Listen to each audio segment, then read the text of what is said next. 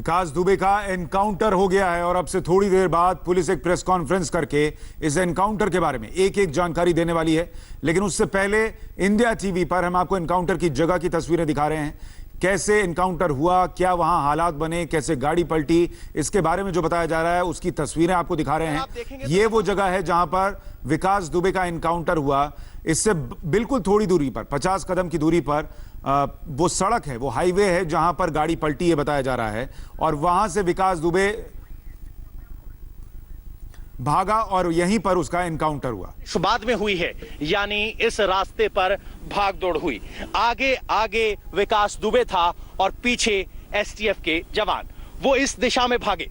ये कदमों में अगर हम दूरी नापें तो लगभग 20 कदम की दूरी होगी और भागते वक्त इसे यहां विकास दुबे को यह दूरी तय करने में ज्यादा वक्त नहीं लगा होगा।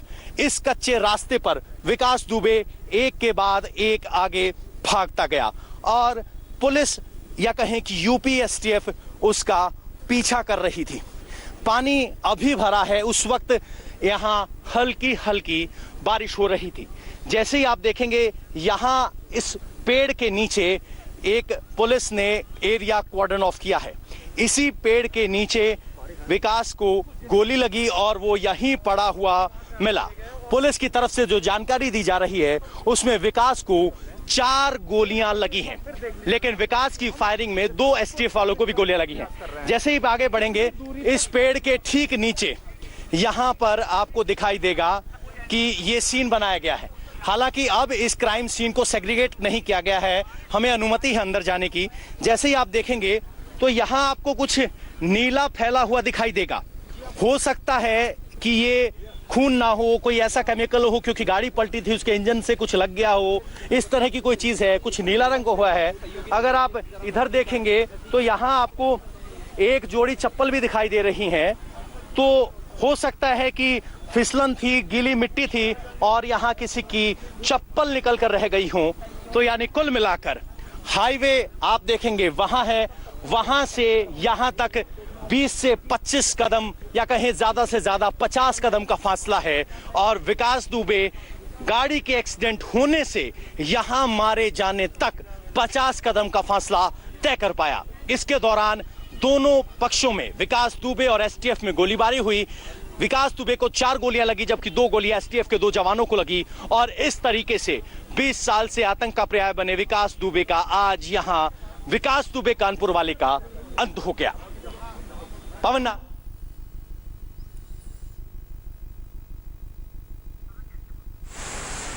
जो विकास दुबे इतने सालों में कितने कदम चलकर विकास दुबे बना और जिसका डर लोगों के मन में था, वो 50 कदम की दूरी तय करते करते मारा गया और यही अपराधी का अंत होता है।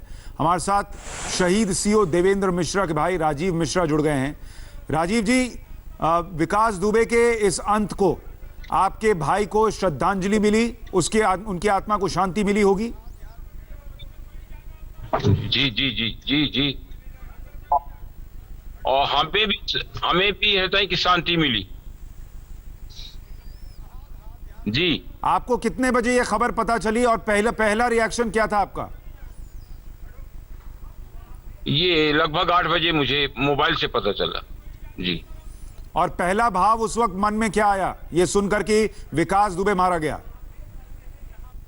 अरे मुझे तो ये लगा कि मेरे भाई के साथ न्याय मिला, भगवान ने मुझे न्याय दिया। हम तो भगवान पे भरोसा था, जो ऐसा हुआ और न्याय हुआ और हमें बड़ी खुशी हुई। अरे हमको उतार दो, बात कर लेंगे बाहर जाओ। जी जी राजीव जी, अब आपको लगता है ये जो पूरा घटनाक्रम रहा है और जिस तरीके से विकास दुबे मारा गया, इसका असर आप क्या देखते हैं? क्या कानून व्यवस्था बेहतर हो पाएगी? अपराधियों के मन में खौफ पैदा होगा?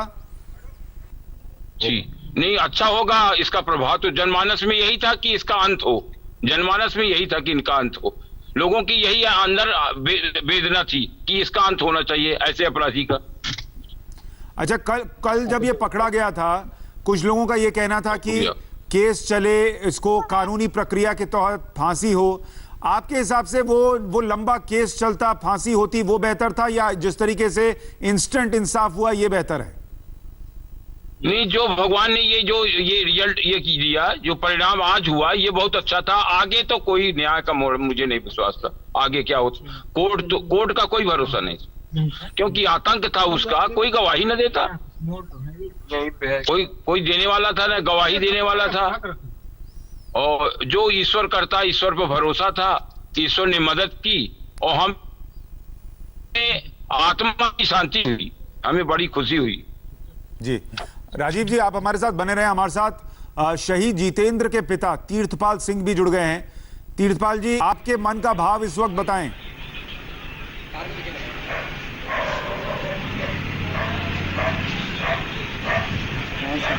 तीर्थपाल जी, आप सुन पा रहे हैं मुझे? हाँ, बोल आ रही है आवाज, बैठा हूँ, बोल रहा हूँ। तीर्थपाल जी, आपको कितने बजे पता चला कि विकास दुबे मारा गया है?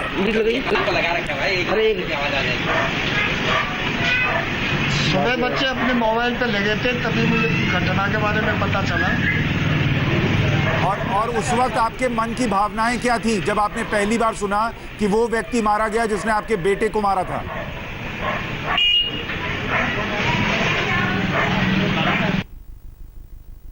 था कि मुझे घमंड पूरा भरोसा था अब यूपी पुलिस पे। कल भी मैंने कहा था कि यूपी जैसी बड़ी पुलिस से, यूपी जैसी मजबूत पुलिस से वो बाहर वहाँ तक पहुँच कैसे गया?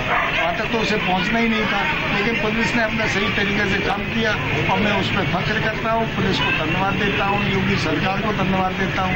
अपने बेटे की शहादत पे घमंड करता हूँ कि मेरे बेटे का बलिदान काम आया।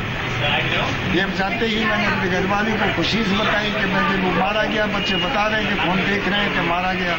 तो बस वहीं से मुझे संतुष्टि मिली कि चलो जो हुआ अच्छा हुआ। कुछ नेता इस पर सवाल भी उठा रहे हैं कि इसको क्यों मार दिया, कैसे मार दिया। आपको लगता है ये सियासत करने का वक्त नहीं है?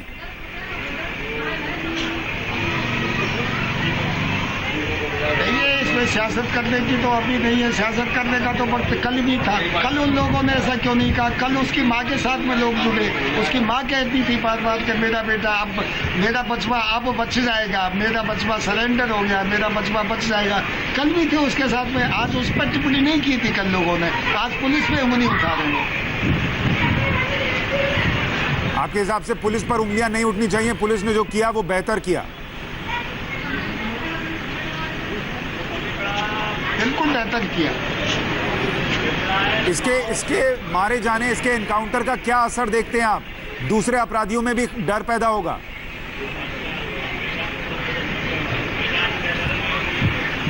दूसरे अपराधियों में डर पैदा होगा और ये तो होता ही आया है, पहले भी ऐसा होता है। ऐसा नहीं है कि डर पैदा नहीं होता, उनको ये भी भयभीत था।